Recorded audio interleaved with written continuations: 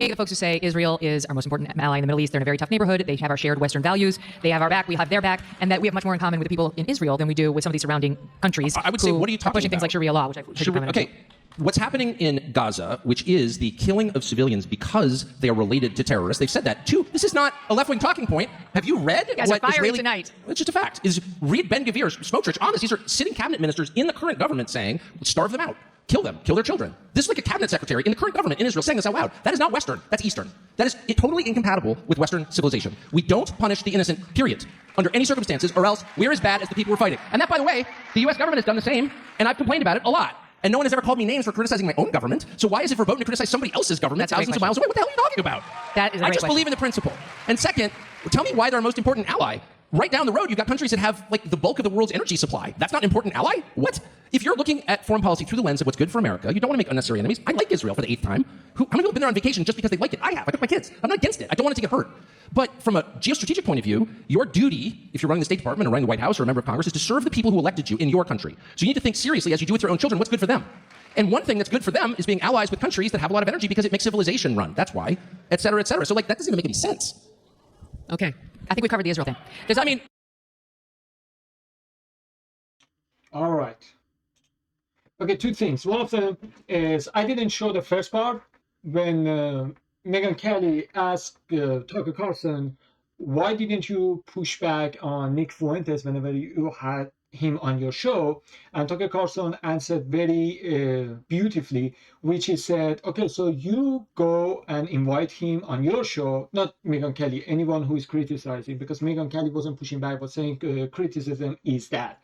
And he answered to them through Megyn Kelly was like, okay, if you think I didn't go hard on him, that's fine. So you invite him on your show and then you push back on him, which is very smart because this is the tactic that Ben Shapiro, Mark Levin, all these people are doing, like pro-Israeli, pro-Zionisms are doing.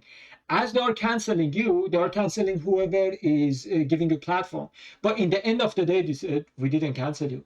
Yeah, right. Just like right now what is going on, AIPAC is doing. AIPAC knows that if right now they pay their own politician, they bribe them, they buy them, so it's going to be on the record. So what are they doing? Instead, they say, well, it says people are not happy about that. If they find out I got money from you, they're not going to vote for me. I'm not going to be elected. So instead, so you pay the fundraising, like a donation, charity organization, nonprofit, whatever it is, and then that one pays me. So if you follow the money, you will get that, like this guy, this politician got paid by this organization, and this organization was sponsored by AIPAC. So now indirectly they are funneling the money to their candidate to buy them, because directly it would be bad. You know, back in the day they were bragging about that. We own 98% of the Congress. Now they know that that tactic doesn't work, because first you go with the strength, like to say, oh, we are so smart, we are so strong, you cannot deny us, we are too strong to be cancelled. And then eventually when you see like people are giving pushback, so you go behind the stage. And this is what is happening with the AIPAC. The same thing Ben Shapiro and other pro-Jewish supremacists Israelis are doing, which is, okay, we didn't cancel that guy, but we just didn't give him platform, and we canceled everyone who gave him platform. So just like AIPAC didn't pay directly to that candidate, but paid to the non-profit organization. That non-profit paid him, so indirectly paid him. Same in here. Ben Shapiro didn't cancel Nick Fuentes, but Ben Shapiro is trying to cancel those people who platforming him. So indirectly you are canceling him, because you are not giving him platform and you are not letting anyone give him platform. But you are not opposing that. You are not calling for the censorship. But you are saying whoever platform you, you should be cast out from the Republican Party. So indirect, just like AIPAC indirectly. And that's maybe 10 years ago, 20 years ago was a good tactic, but right now with these, like, technology that we have, like how fast we get the information and news, and just like that, you get updated what is going on other side of the world. So I think back in the day when internet was slower, not everyone had access or not everyone cared, yeah, maybe it would make sense. But right now on the X, former Twitter, you see like a news just in a second pops up on your feed and then you move on. So you don't need to buy newspaper and open up and read all the columns, and in one paragraph you see that. Not everyone going to do that, go to the same route. But right now, just the most important part of the news is already on your feed, and you just scroll up. You don't need to get out of the house. You don't need to buy the newspaper. So for that reason, these tactics are not working. And Tucker Carlson said that he's right 100%. If Ben Shapiro is not happy about how Tucker Carlson interviewed him, Ben Shapiro can interview Nick Fuentes, but he doesn't, because the moment he does, he exposes himself. Because we all know that if Nick Fuentes talked with Ben Shapiro has nothing to say but crying like a little baby, like a far leftist that he has. Like he has a mod, it is written leftist cry. So he's saying, like, I'm making leftists cry because facts don't care about feeling. But the moment that we talk about Israel and Jewish supremacy, facts don't care about feeling. So it start to get hurt. They start to call you. Like, Israelis are just like leftist liberals, just other side of the party. Everything that they said against the liberals, you are seeing Israelis are doing it. Calling your name, going for your censorship, and in the end, crying, oh, my hurt, or my feeling got hurt. And you can see anti-Semitism. It's not like somebody is plotting attack over the Jews. Somebody said something which is true, but Jews didn't like it, so they call it anti-Semitism. This is exactly what leftists are doing. They are saying it doesn't matter there are two genders, biological men shouldn't compete in the women's. It doesn't matter by a sport, by biology, it makes sense or not. It matters that it hurts my feeling if you say no. And we say we don't care about your feeling. So why should I care about your feeling? We should care about everyone's feeling or no one's feeling. If facts doesn't care about your feeling as well. So hypocrisy, literally, pro-Israelis are definition of hypocrisy. But anyway, so that was one part I wanted to point out, that anyone who is calling Tucker Carlson didn't push hard. Okay, you invite him and push hard, but you cannot, because the moment it happens, you're going to expose yourself. So it's a lose-lose for you. So the only thing you can do is just threatening, scaring other people, because it's already done. What is done is done. Scaring others. Hey, you see how big Tucker Carlson is? This is how we attacked him. You are not as big as Tucker Carlson, so you're gonna face bigger consequences. So other people start to calculate that maybe it's not a good idea to give platform to the Nick Fuentes. So just as Thomas Massey said, he said they asked him if they knew that anyway you're gonna win. I think state of Kentucky, his district as a congressman. He said if they knew that you would win that seat, so why did they spend millions of dollars? AIPAC spent millions of dollars against Thomas Massey, and he said it wasn't for me, it was for others. To say that maybe Thomas Massey was lucky, he was so big that all those millions of dollars that we spent against him on the campaign, on their competitor, maybe it couldn't beat him. But remember, you are not as big as Thomas Massey, and you are not as popular as Thomas Massey. So with half the money that we spent on Thomas Massey, we can cast you out. So you better shut up and don't talk about that. So he was saying that was a message to other newcomers to the Congress, that see what happened to Thomas Massey, you won't be as lucky as Thomas Massey, and those money would come to the effect and basically cast you out. That's their tactic. I think I agree with Thomas Massey, and this one wasn't attacking Tucker Carlson, was to canceling him because he's too big to be canceled. He's the biggest right-winger political figure, or at least political commentator that we have. So they knew that, just like Thomas Massey, they knew that it wouldn't work for him, but it would be a message for other people to think twice before giving platform to the Nick Fuentes. So that's a part one. The part two that he was talking about, I completely agree with Tucker Carlson.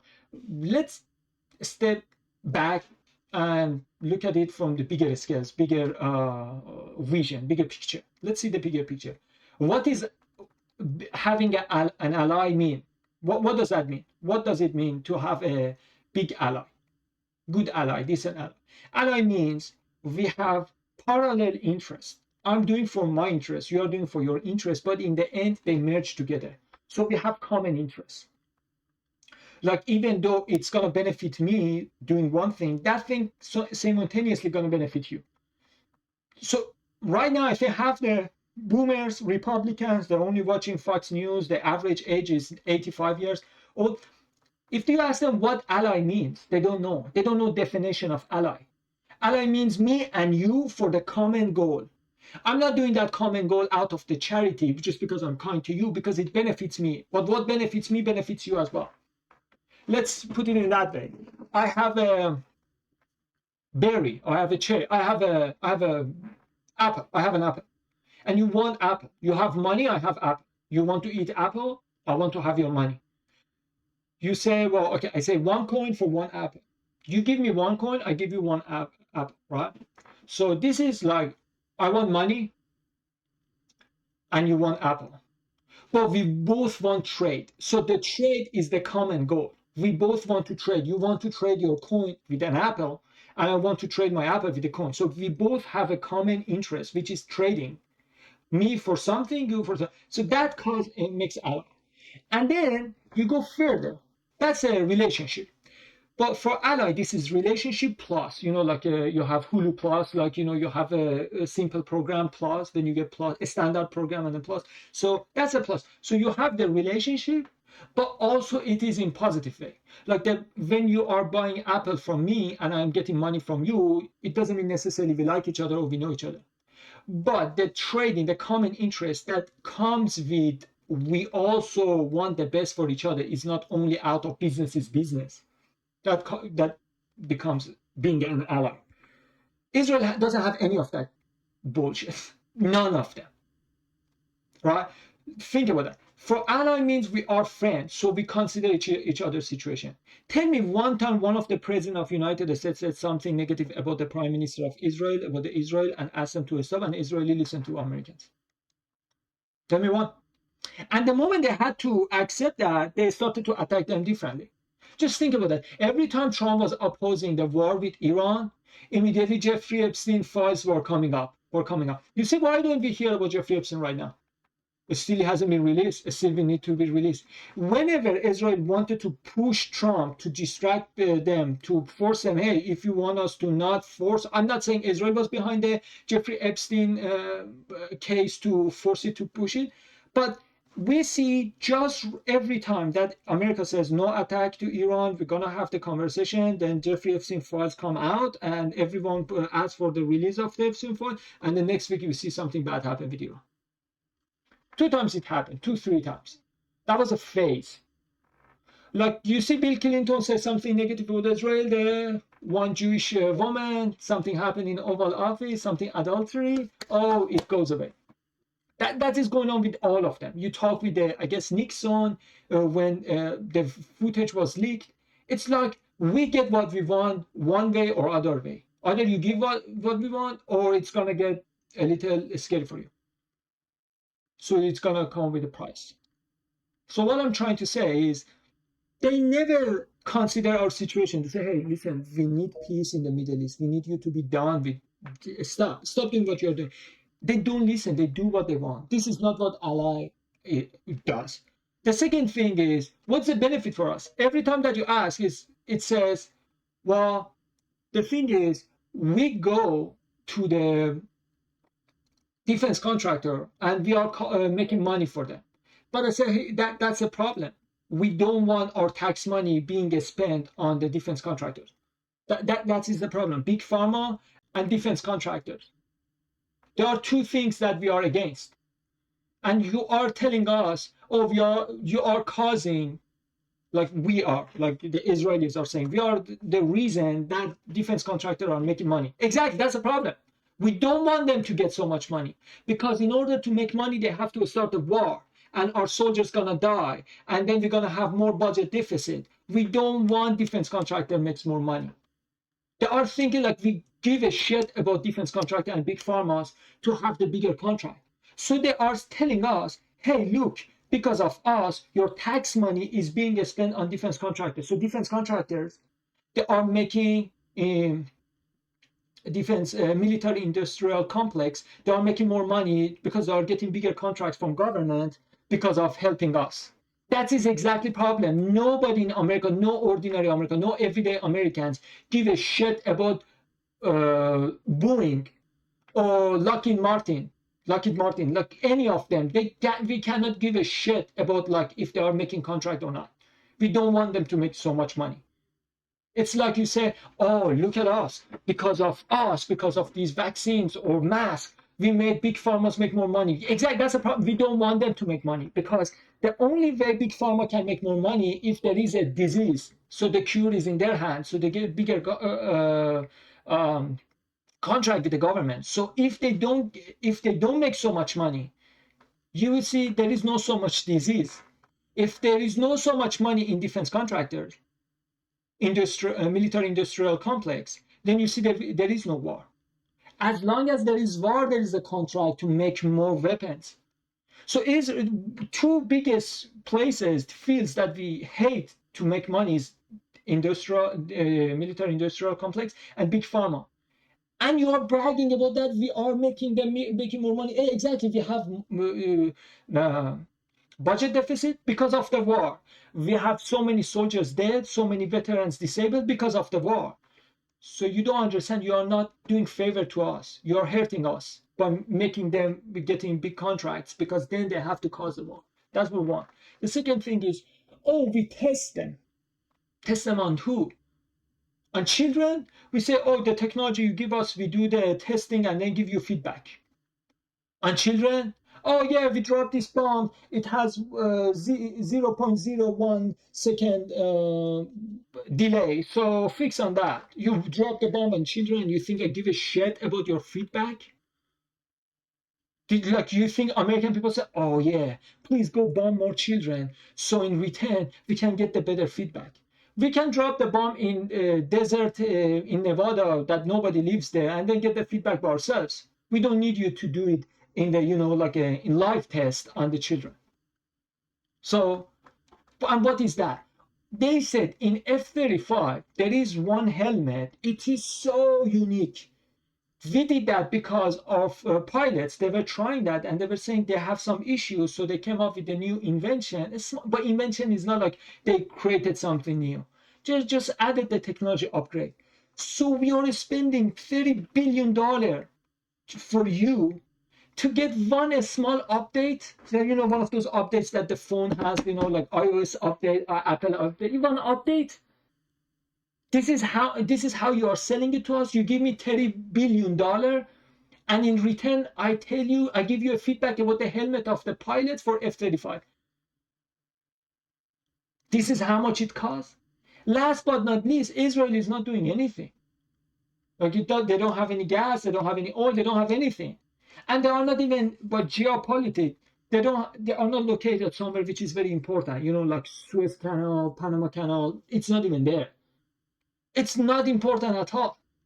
And they are saying, well, at least we are fighting your enemies. They are our enemies because of you.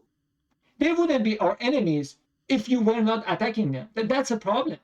You're creating enemy for us because we are supporting you. The moment we stop supporting you, they wouldn't be our enemy. Not that they would be our friend, not that we want them to be near to us, close to us. We don't want any of this terrorist group, but you cause them to rise and be against you, and now since we are defending you, they are against us as well. If there was no relationship between us, there would be no enemy. So it's not like we had enemy and you say, I got you. Stay back, I got you. I'm going to kick their asses. They exist because of you. What type of ally it is? It is like I go outside and start attacking people, kick people's ass, and people start to attack me back and come back to you and say, we are allies, you have to help me. And I say, is it what allies do, right? You have to defend me because we are allies, right? No, I wouldn't need to fight them if you didn't start to messing around with them. So we need to know what is the definition of being ally to somebody.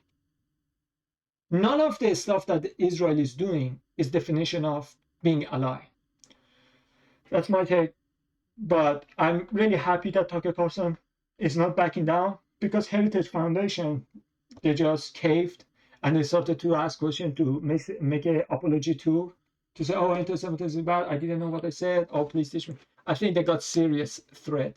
That's why they caved in 48 hours. But still, Tucker Carlson is saying what he has been saying, and he has our full support. Thank you for watching. Like always, as above, so below.